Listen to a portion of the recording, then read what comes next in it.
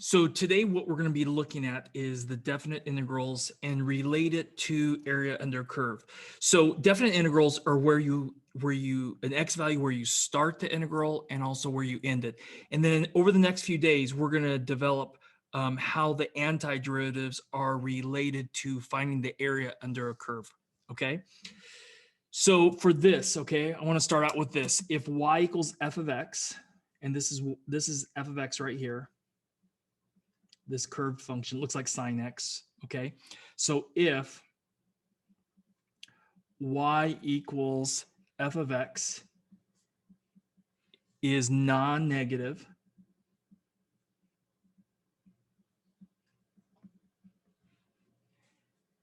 and integrable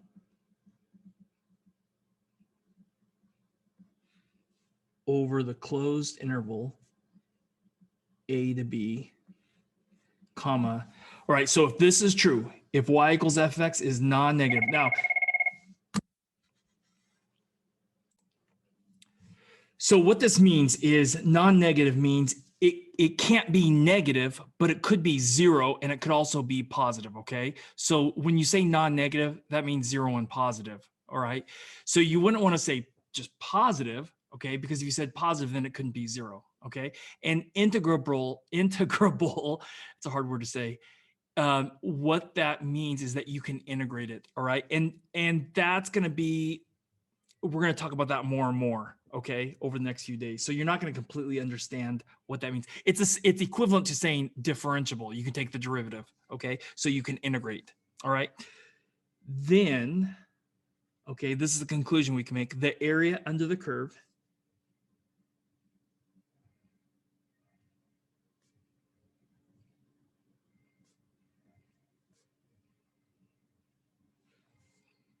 from A to B is ... and here it is, okay? This is saying that the area is equivalent to the integral from A to B of f of x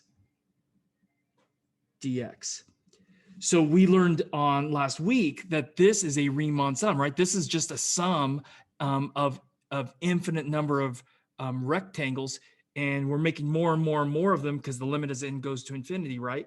And what happens is by doing that, by letting n go to infinity, you're actually getting the actual area under this curve. Okay, so looking at this, let's say this is value, this is the start right here. We're going to find the area at A, okay? And we're going to end it right here at B. Okay, and again, this curve right here is the f of x function. That's the function.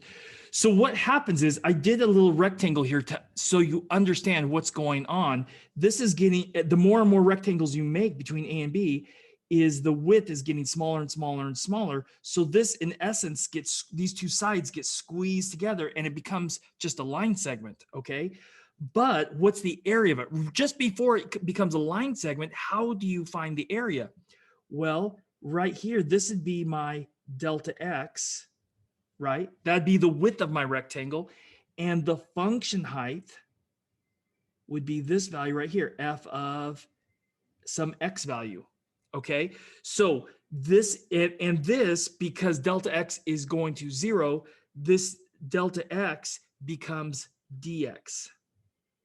And the only reason it's becoming dx is because it's being squeezed together, and delta x is going to 0. And whenever delta x is going to 0, that is dx, okay? All right, so now what we know is, okay, so why is this working? Why does this give us the area? This is a rectangle, and this f of x right here, that's the height. And the dx, right, before it becomes 0, that would have been the width. And so if we add all those rectangles up, we get the actual area, the exact value, not an estimate value, okay? Now, this was based on the function being non-negative, which means it's not below the x-axis at all. The graph is above. So this is where f of x is greater than or equal to 0, Okay, so not that would be the function is non-negative. That's a symbolic way of saying the function is non-negative. Okay. All right. So what happens if the curve is below? Okay. So let's talk about that next. So for this next one, we're still going to go from A to B. The graph is below the x-axis. So this is my A and this is my B. That's my start and my stop. This right here, that is representation of just one rectangle. Okay, we have infinitely many in between here, but this is just showing you one of them. Okay, and this is my delta x. And because we're making more and more, that delta x is actually going to become my dx again. Okay, now taking a look at this, my function value right here, my f of x value, right? My function value is actually going to be negative, right? This, because it's below f of whatever this x value is, it's going to come out to be negative because this y value is below the x-axis. So it's negative. So what's going to happen here is my heights of my rectangles are going to be negative, okay? So when we go to write this, the integral from a to b of f of x dx, it can't equal the area, okay? Because area is always positive, but it can equal negative of the area. And the reason this is going to come out to be negative of the area is the area of this rectangle is still length times width, but this value right here is negative. So this is going to come out, this area is going to come out to be negative. So area is not negative technically, but an integral can equal a negative of whatever the area is. So if you know the area and the graph is below the x-axis and the area is below the x-axis, you can get the area and then take the negative of it, and then that would be the integral.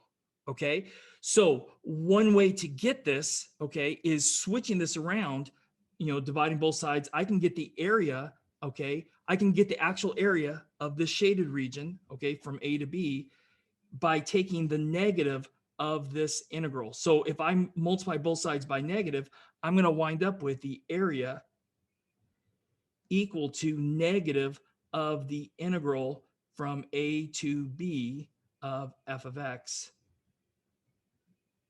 dx. All right, now again, this integral is negative, so I'm taking the negative of a negative. That's going to make this become positive. So area is always positive, okay? An integral can be the negative of whatever the area is, okay?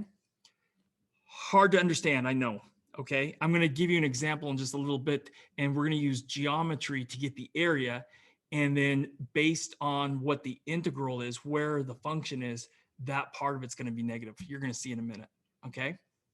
So for this graph right here, let's call this right here, that x value A, and I want to call this one right here C. And I want to tell you right here, let's just say the area of that region is 2.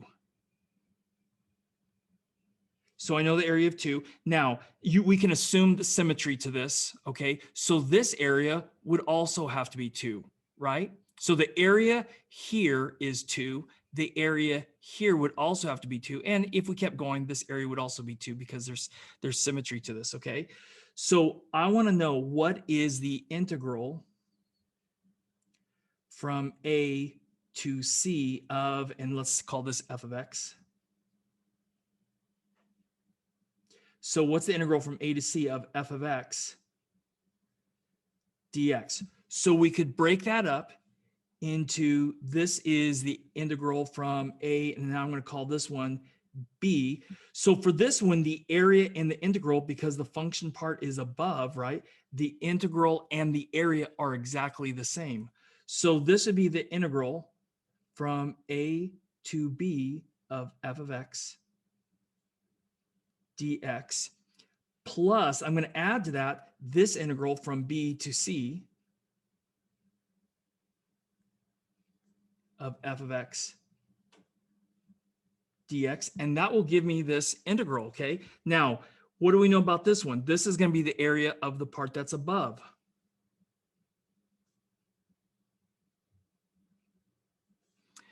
And then For this one, I know because from B to C, the graph is below. These function values are all negative. So to get this right, I'm going to have to subtract the area below, because the area below for the integral part has to be negative, okay? So what did we say earlier? This area is 2, this area is 2. So that means this area, this integral would be, the area above would be 2 minus the area below, which is 2.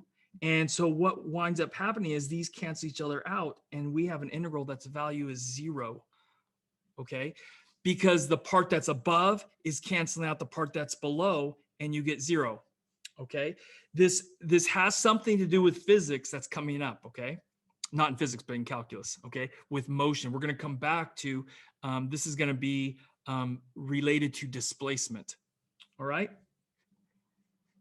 So for this problem, we want to use the graph and of the integrand and the areas to evaluate this integral. So because this is a nice geometric shape, this is a circle, okay? Now, how do you know it's a circle? For sure, okay? One reason is that we know that the equation of a circle is x squared plus y squared is equal to r squared. If you look, this circle has radius 4, right? So this would be x squared plus y squared is equal to 4 squared, which is 16.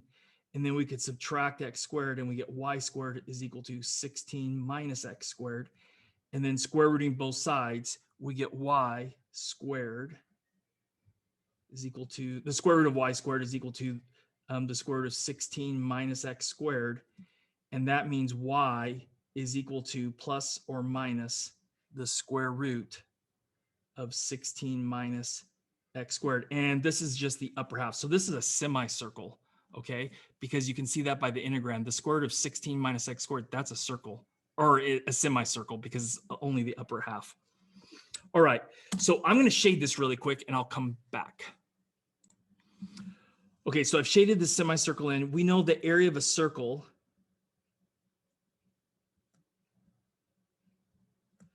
is equal to pi r squared. So the area of a semicircle would be 1/2 pi r squared. So if I want to know the integral from -4 to 4 of the square root of 16 minus x squared, that's just the semicircle. This whole curve is above the x-axis. So what do I know? I know the area and the integral are going to be the same thing, right? Because it's all above. The function is non-negative. Okay, so that means this is equivalent to 1/2 times pi times the radius, which in this case would be 4 squared. So that'd be 1/2 pi times 16, or 8 pi. So that integral is the same as 8 pi. The area under the curve is 8 pi. Okay, and that's really what I want you to understand. Most of the graphs that you're going to get today is going to be completely above the x-axis. And so make the connection between, okay, this integral where the function is completely above the x-axis, okay, or on the x-axis, it's not below, all right, and the area of that geometric shape are exactly the same, okay? Okay, so for this one, I want to integrate from -4 to 2. That'd be from here to here. So this is going to be my a right here. And this is going to be right here, is where I stop this area, finding the area. And notice the function is completely above the x-axis, right? So it's non-negative again, right? So the area of this region right here between the curve and the x-axis and this integral are identical. So all I need to do is find this area, okay? So again, I'm going to pause this and shade it, and I'll come back.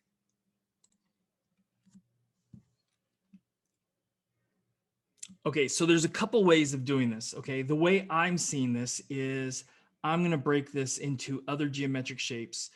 One way you could do it is if you knew the area of a trapezoid, this right here would be a trapezoid right here.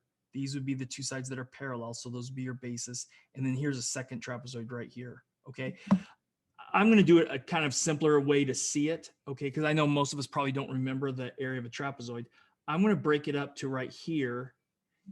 And so I'm making this rectangle and then a right triangle right here and a smaller right triangle right here. And I'm just going to add them all up because the shaded region is completely above the x-axis. The area of the shaded region and this integral are the same. That was the very first thing that I want you to understand, okay? So this is equal to, okay, the rectangle. Well, I know I'm going from -4 to 2, so that has a length of 6, and I'm going to go up to 3. So this would be 6 times 3. And that'd be the area of this rectangle right here. And then this area of this bigger right triangle. So I'm going to add 1/2. And we're going from 3 all the way up here to, it looks like 7, right? So this would be 1, 2, 3. This would be 4. So half of 4 times, and then here we're going from -4 to 0. So that would be 4.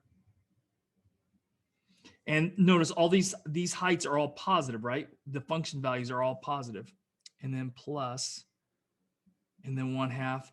And this would have be 2. And this would be also 2. So 1/2, 2 times 2. So that would be 18 plus half of 16, which would be 8. And then plus half of 4, which would be 2. So this integral is 28. Okay, so the integral and the area are the same thing. So for this one, I want to integrate from -2.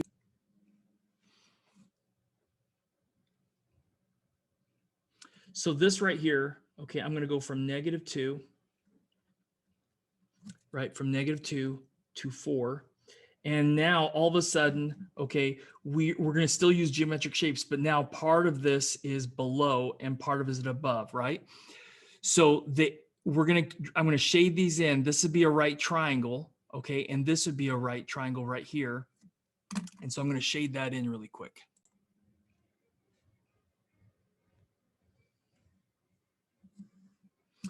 Okay, so for this one, okay, the function value right here is negative, right? The function value is negative. So that's what's going to cause this area right here to become a negative value. So the integral from here to here would be negative, whereas the integral from here to here is going to be positive because this part of the graph is above, okay? So there's a couple ways you can do the area. So you can take the negative of the area. That's one way of doing it. Or you can go, okay, this is going from -2 to 2. That's an increase of 4. But this I'd have to go down 4. So this would be -4. Okay. So you can do it a couple of ways. All right. So I'm going to write this as equaling 2. And since I know this area right here is below, I'm going to just assign it a negative value and then 1/2 times. And this would be 4, and this would also be 4. So -1/2 of 4 times 4. And then plus, okay, this area right here, and this area is going to be positive. This function value right here is positive. The height of the triangle is positive. So it's going to be a triangle also. So 1/2, 2 times 2. So that makes, this is going to be -1/2 of 16. So that makes -8 plus half of 4, which is 2. So this winds up giving us an integral of -6. And that should make sense because we have more negative area, more area that's below the x-axis than above the x-axis. And you're going to hear me slip up and say negative area. There's really technically no such thing as negative area. Okay. It's just assigned area, because this part is below. The integral is what's negative, okay? This has an area of 16, but the integral of it would be -6 or -16, okay? I'm sorry, I said the wrong thing. This area would be 8, okay? But the integral from here to here would be -8 because it's below, okay? So area and integrals are related to each other, but they're not always exactly the same. They're only the same when the function is above, okay? But when the function is below, okay, the integral is going to be negative. Okay, so this is going to be a function. We're going to talk about integrating a constant function, okay? So this is always going to be true. This is going to be y equals c. That's our constant, okay? And we're going to start the area right here, and I'm going to call this A, and this one right here I'm going to call B.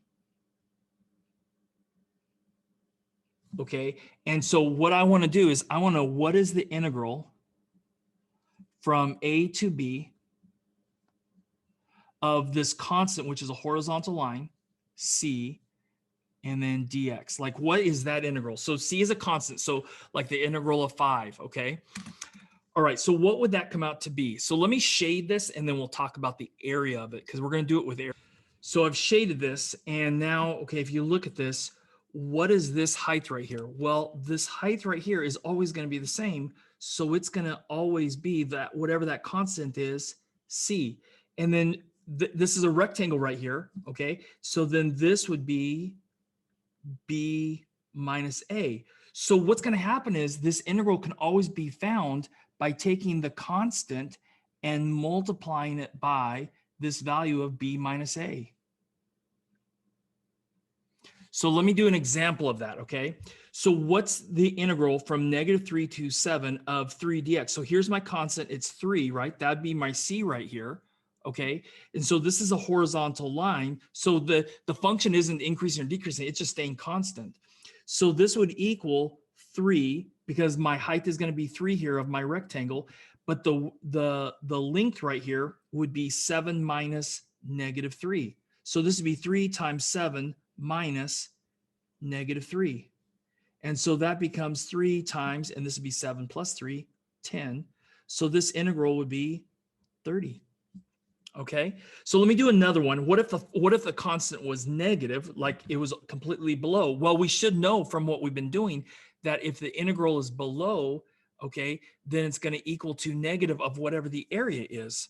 Okay, so let's do this one. What's the integral from 3 to 7 of -5 dx? Well, it's still going to be -5, that's my constant, times 7 minus my a value, which is 3, because that would be this length right here of my rectangle. So 7 minus 3 is 4.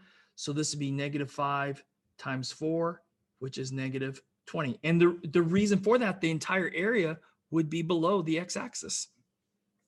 Okay, so the next one I'm going to do is I'm going to show you guys this with like a kind of a physics type problem that you can do without physics, but I'm going to show you how we can use integrals to represent it. So for this example, a train moves along a track at a constant speed of 60 miles per hour. So there's our constant function. And from 7 a.m. to 9 a.m., express its total distance traveled as an integral and you evaluate the integral. Now, we should already come up with the answer to this because if it's traveling 60 miles per hour, so that means 60 miles each hour, and this train goes from 7 a.m. to 9 a.m., that's a 2-hour difference, right? So a 2-hour difference, if we're doing 2 hours, okay, 60 miles per hour, that would be 120 miles, right? So we can get it, but how does this work out with integrals? How do we show this with integrals? Well, we want to do this from 7 a.m. to 9 a.m. So that'd be from 7 to 9. So this would be the integral from 7 to 9, and it would be our constant function, which is 60. And then I would use, instead of dx, I'm going to use dt. All right. So all that means is we're going to do 60 times, and it's going to be 9 minus 7, which is 60 times 2, or 120, and that would be in miles. Now, why is it in miles? Okay, this 60 is in miles per hour. And I'm going to multiply that by the 2 hours, right? Because this 2 right here is hours. So when I multiply these, the hours are going to cancel. I'm going to be left with 60 miles times 2, or 120 miles. And that's why it comes out to be miles. Okay? So I also want to show you today how to find these integrals with a graphing calculator, okay? So we want to make sure that we're in radian mode. So I'm going to press my mode, come down to radian, highlight it, okay?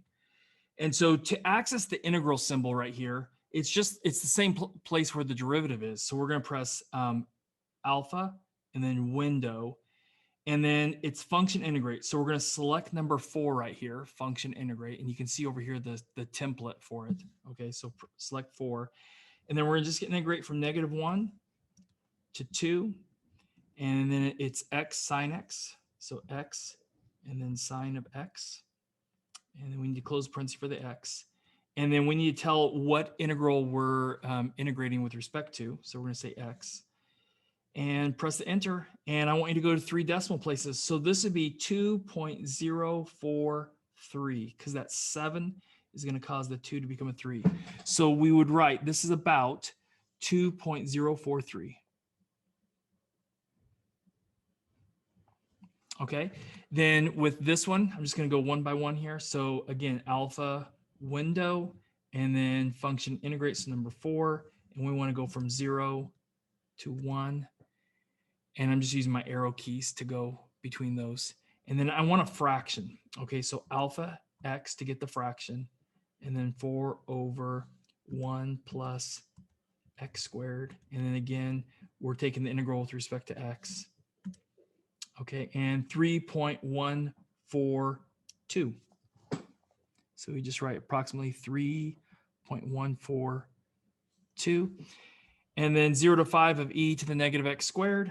So alpha window number 4, 0 to 5 of, and then e. I'm going to use this. You could use this e also, but then you have to type exponent. So I'm just going to press this e right here down. Sorry, you couldn't see it right here, right above the natural log. And then negative, and then x squared, and then dx, and press enter. And 0.886. So this is about 0.886. And that's how you do integrals on a calculator, okay? So you're going to need to use the calculator to calculate some integrals on the AP exam. All right, so that's why I'm showing you how to do this. All right, and there's some integrals that we can't do. It takes more calculus to be able to do them. All right. So how do you go about integrating a function that's not continuous? Okay, that's not, it's discontinuous. Okay, and so here's an example of one. All right, I want, and you can still find the integral. Okay, but we're gonna have to break this up. All right, so if we do this, we're gonna go from -2 from right here all the way to 4. So this part of the graph from -2 to 0 is gonna be one part. All right, and then we're gonna integrate from 0 to 4 in this part. Now this part we know is going to wind up being negative, and this part up here is going to wind up being positive. So let me shade that in. So I should have said the absolute value of x over x, these are almost going to always be the same, right? But when they're both positive, they're going to cancel each other out. And that's why when x is positive, you're getting a value of 1 the entire time. And that's because the absolute value doesn't do anything to a positive, right? So these are going to cancel each other out and make 1. But if you have a negative x value, this is going to be something like the bottom is going to be like -2, but then it's going to be the absolute value of -2. So for the negative x values, these are going to actually be opposites of each other. So you're going to wind up with -1. So that's why this is -1. And then at x equals 0, it doesn't exist. That's why you have open dot here and here. So this is a jump discontinuity, right? Okay. So can still find this. Okay, so this area would be 2 by 1, which this area is 2, right? You could also do it by 2 times -1. That also gives you -2. Okay, so we're going to calculate this by taking the area that's above.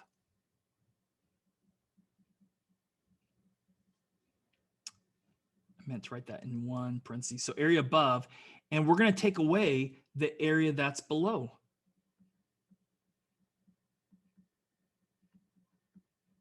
Okay, so this would be the area that's above. So that'd be 4 times 1.